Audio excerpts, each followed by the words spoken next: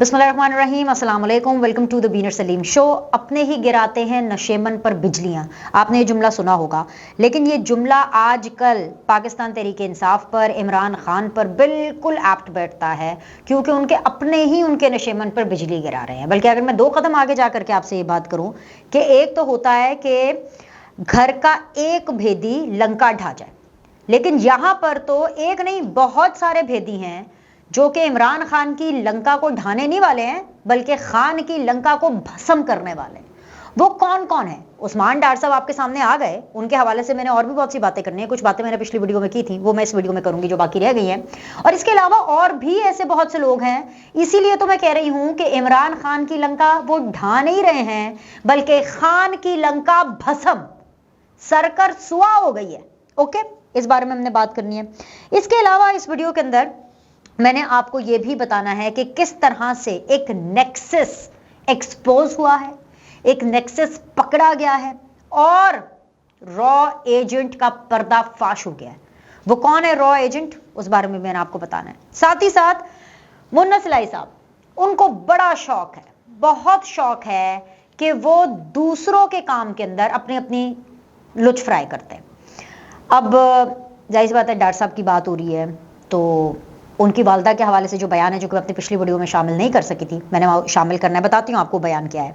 लेकिन मुन्ना सिलाई मैं क्यों यहाँ पे जिक्र कर रही हूँ, आप कहेंगे कहाँ डार साहब, कहाँ उस्मान डार साहब की वालदा, कहाँ उस्मान डार साहब के ऊपर बयानात आने का जो सिलसिला है वो पीटीआई की तरफ से जारी है या नहीं जारी है, एक्सेप्टेंस है या रिजेक्शन है, जो भी है इसमें मतलब वो स्पेन वाले बेटे का क्या रोल है ना? नहीं है ना कोई रोल। उनका रोल है अपने वालिद के साथ, वहां पर उन्होंने चू नहीं करनी, वहां मुंह में दही जम जाता है, पाँव सीमेंट के अंदर जम जाते हैं स्पेन में, वहां से वापस नहीं आना। लेकिन स्पेन से बैठ करके, यूरोप से बैठ करके ट्वीट करना, माँ जी को सलाम है, बहुत आसान होता है। वैसे माँ जी को मेरा भी बहुत बहुत बहुत हाथ जोड़ के बहुत बहुत सलाम है। माएँ सांझी होती हैं, जिस तरह बहनें बेटियां सांझी होती हैं, उस तरह माएँ सबकी सांझी होती हैं। उस्मान डार साहब की माँ और उनकी जो वालदा की जो गट्स हैं, जो हिम्मत है, मैं वाकई उनको सलाम पेश करती हूँ।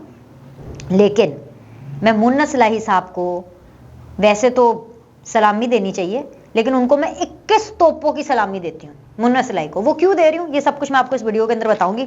सबसे पहले हम यहाँ से आगाज़ कर लेते हैं, क्योंकि मैं ट्वीट के बारे में जिक्र कर रही हूँ, ट्वीट उनका चल भी रहा है। उस्मान डार साहब की वालदा हैं, वो उनका जो बयान लगा करके मुन्ना सिलाई साहब ने जो है वो ट्वीट किया है, और इस ट्वीट के ऊपर उन्होंने लिखा है कि जी सलाम आपको, माँ जी को सलाम।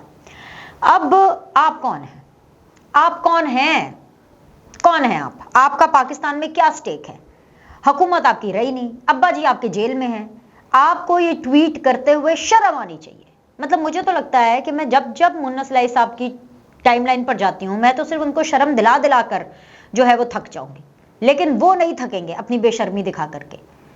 मतलब यहाँ पर बेटा जो है, जो कि बेसिकली इस केस में उस्मान डार साहब हैं, उस्मान डार साहब 9 मई को उठाए जाते हैं। ठीक है, ये सारी चीजें पैरेलल जी चल रही हैं, आप आराम से मजे लेके सुने। 9 मई को उस्मान डार साहब को उठाया जाता है। उसके बाद जो आपके निगरान सूबाई वजीर दाखिला हैं, who is brigadier Haris Nawaz साहब, वो ये क्लेम करते हैं कि हाँ जी पुलिस ने उनको अरेस्ट किया, लेकिन उनको कोर्ट में ले जाया नहीं जाता।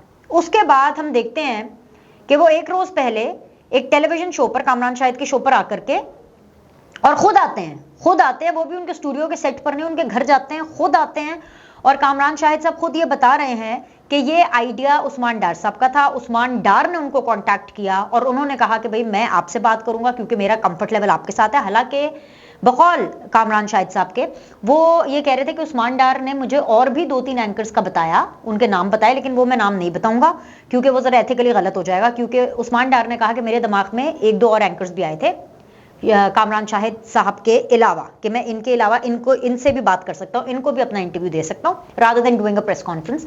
लेकिन मैंने उनका इंतखाब किया, ठीक है, और इसलिए इंतखाब किया क्योंकि कामरान शाहिद का एक पर्सनल रेपो, एक पर्सनल बॉन्ड है उस्मान डार साहब के साथ। हो जाता है हर एंकर का किसी ना किसी पॉलिटिशियन के साथ दोस्ती हो जाती है, बॉन्ड बन जाता है। मेरी बहुत से PMLN के लोगों के साथ, बहुत से पीपल्स पार्टी के, यहाँ तक कि मेरे बहुत से PTI के लोगों के साथ भी एक अच्छा बॉन्ड है, एक अच्छी सलाम दुआ है, even with the people of PTI, because definitely जब आप टेलीविजन शोज करते हैं, आप व्लॉगिंग करते हैं, यही सियासतदान और एंकर्स हैं जो कि एक दूसरे के मत्थे लगते हैं, तो जाहिर सी बात है the show must go on, the work must continue.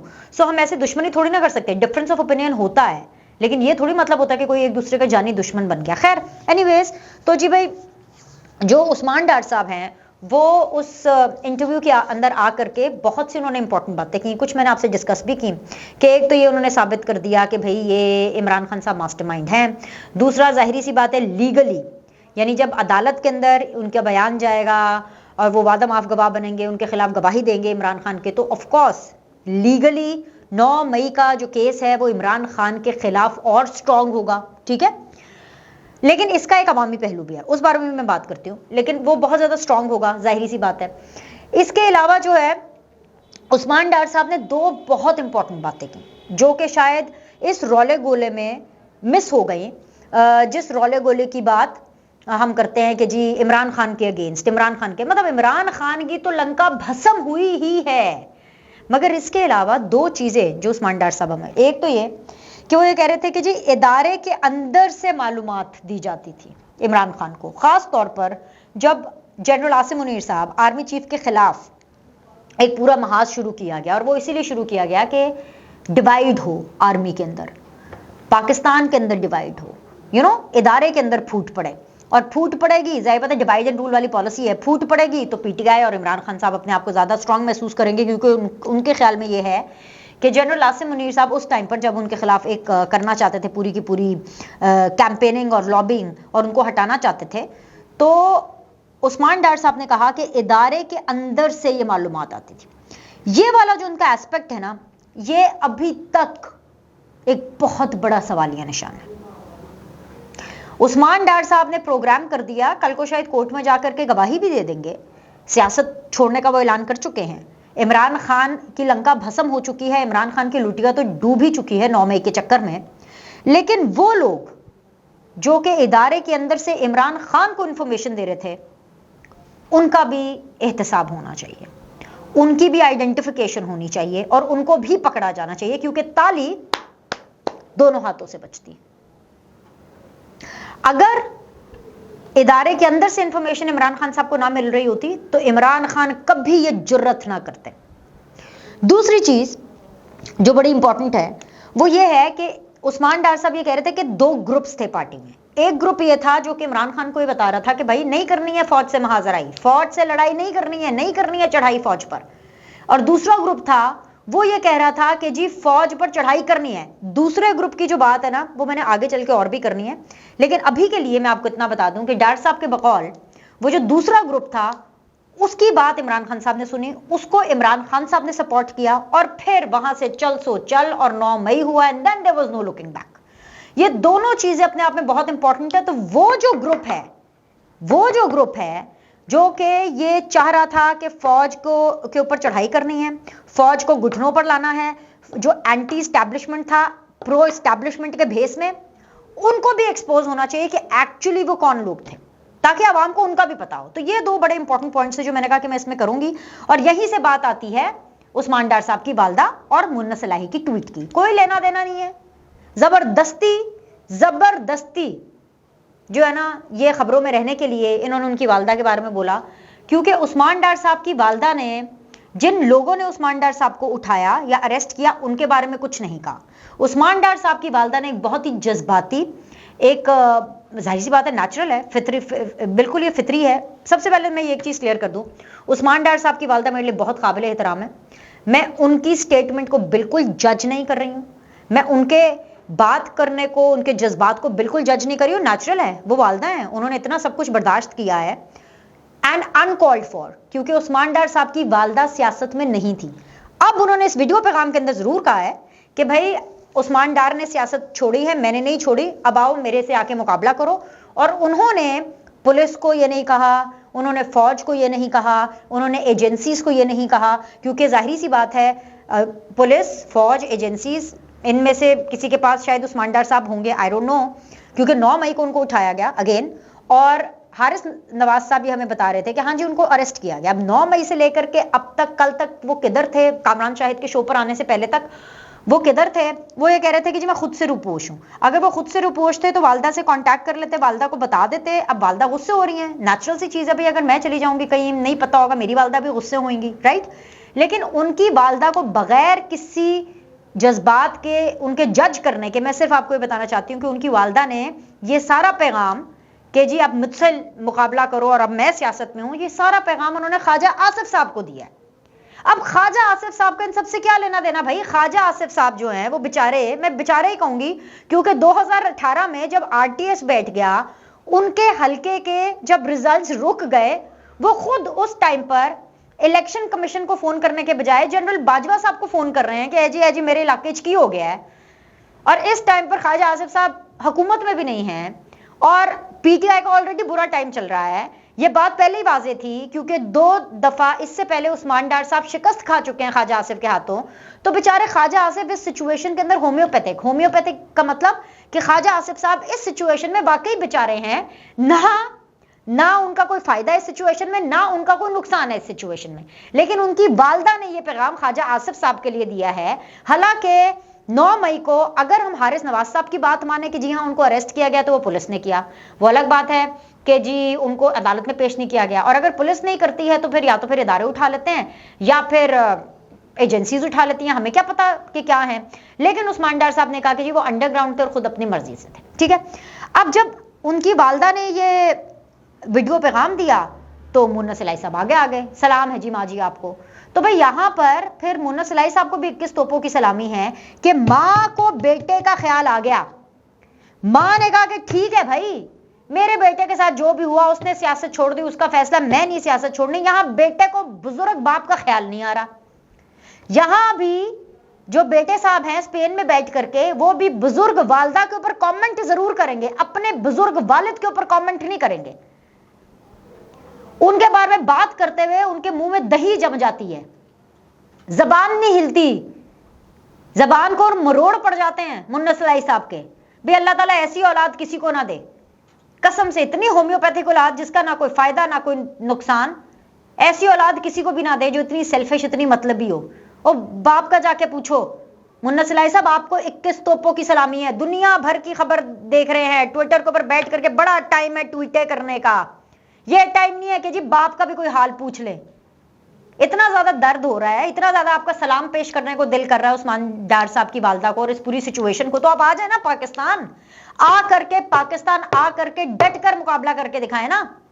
अच्छा, यहां से मुझे फिर ये भी याद आया, वो क्या नाम है उनका, हमाद अजहर साहब। हाँ जी, हमाद अजहर साहब का भी एक वीडियो पैगाम आया है कि जी देखें जी उस्मान डार साहब अभी भी पीटीआई का हिस्सा है। तो फिर मैं हमाद अजहर साहब से कहूंगी कि आपका नंबर भी लगने वाला है सरकार, आपका नंबर भी लगने वाला है। बड़ी बड़ी बातें ना करें। अब देखें ना, मैं देख रही थी कि पिछले 2 दिनों में उस्मान डार साहब की वो सारी बातें मीम्स के साथ, उनके शॉर्ट्स निकाल के कि दम है तो हमें पकड़ के दिखाओ, करके दिखाओ, मैं ये कर दूंगा, मैं वो कर दूंगा, वो सारी चीजें चल रही हैं सोशल मीडिया पे, टेलीविजन चैनल्स के ऊपर कि जी पहले ये कहते थे अब ये कहते हैं। तो हमाद अजहर साहब इतनी बड़ी बड़ी बातें ना करें। और अगर आपको वाकई बहुत ज्यादा एहसास है उस्मान डार साहब का, तो फिर हैशटैग चलाए ना, hashtag we stand with Usman Dar चलाएं। पूरी पीटीआई को कहे कि हैशटैग चलाएं, फिर सपोर्ट करें। मतलब इनका कोई काम भी ठीक या पूरा नहीं है, अध पजता।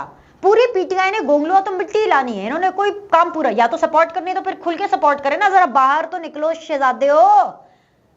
हमाद अजहर साहब, मेरे भाई, मेरे मोहतरम, आप बाहर तो निकलें। आप किधर हैं? आप तो निकले बाहर।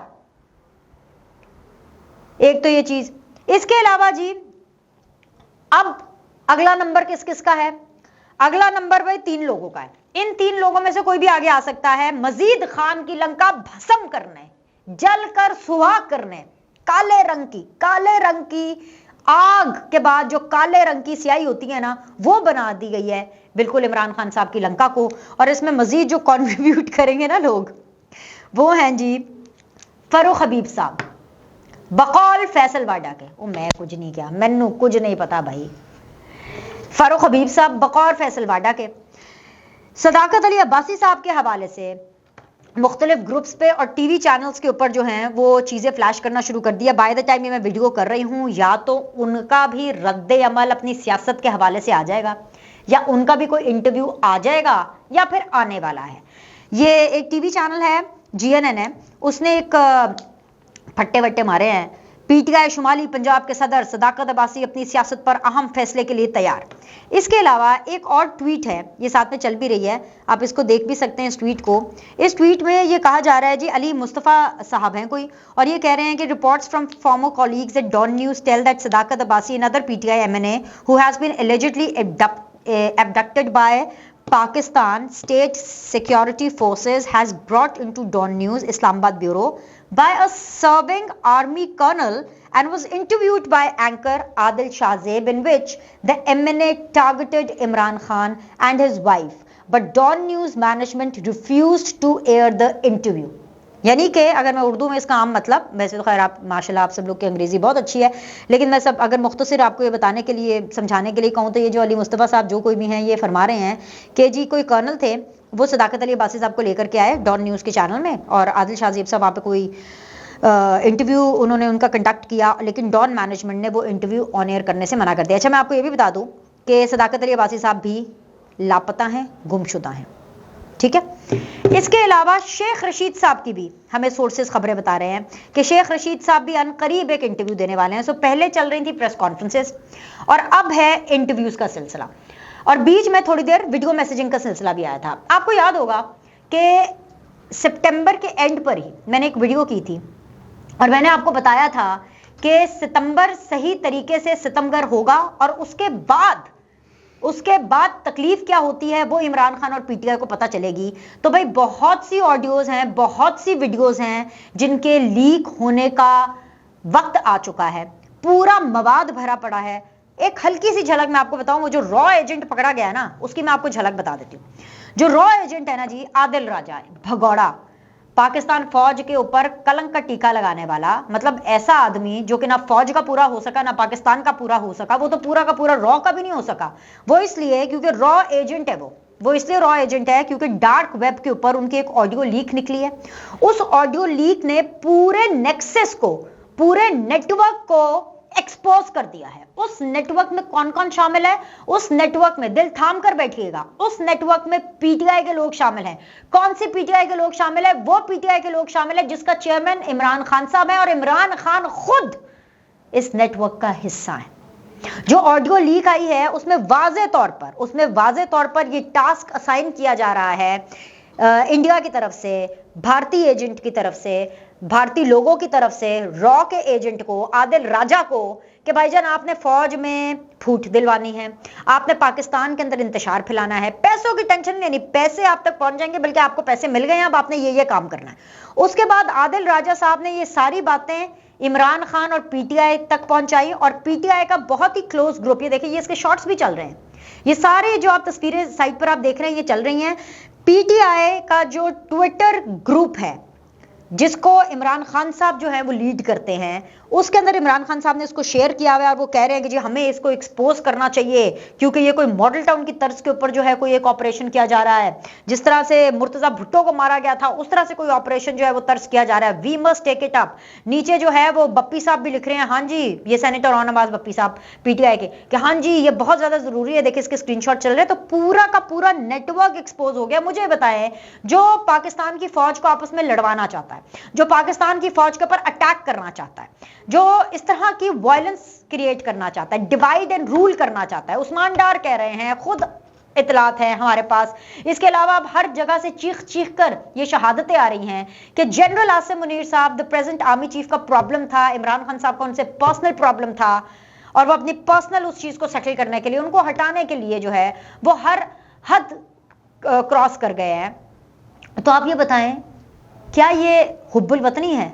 कौन सा मुहिब्बे वतन शख्स जो है वो इस तरह की हरकत करेगा? सोचिएगा, जरूर सोचिएगा।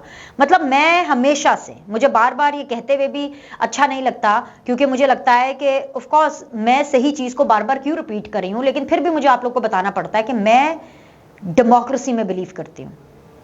अगर ये वाकयात अगर ये इमरान खान नहीं होते और कोई और पार्टी होती, और अगर ये वाकयात उनके साथ हो रहे होते, और अगर ये वाकयात एस्टैब्लिशमेंट 100% कर रही होती, और ये वाकयात किसी और पॉलिटिकल पार्टी के साथ हो रहे होते, तो हम बिल्कुल इसके हवाले से आवाज उठाते। लेकिन क्योंकि इमरान खान, और इसलिए नहीं कि इमरान खान के साथ हो रहा है हम आवाज नहीं उठाएंगे, ये है वो है, इशू ये है कि इमरान खान ने कोई मौका ही नहीं छोड़ा। अब देखें ना, एब्डक्शन हो रही है लोगों की, चले एक लम्हे के लिए मान लेते हैं उनको चुकवाया जा रहा है, उठाया जा रहा है, उनको अदालतों में पेश नहीं किया जा रहा, गलत हो रहा है, अदालतों में उनको पेश करना चाहिए। लेकिन ना इमरान खान उनको कह रहे हैं अदालतों में पेश हो, ना इमरान खान इसकी जिम्मेदारी खुद ले रहे हैं, उल्टा वो लोग भाग रहे हैं, चूहों की तरह भाग रहे हैं। और उसके अलावा फिर इमरान खान साहब की ऐसी चीजें हैं, ये देखें ना ट्विटर ग्रुप के अंदर जो एंटी पाकिस्तान नैरेटिव, जो ये इंडिया का जो नैरेटिव ये देना चाह रहे हैं, और वैसे मोदी का यार है, गद्दार है, ये नारा ये ताना किसी और को देते थे, ये नारा किसी और के लिए लगाते थे इमरान खान साहब, और खुद उनके एजेंडा पे काम कर रहे हैं। तो आप मुझे बताएं कि कौन जी शौर शख्स उनके ऊपर बात कर सकता है?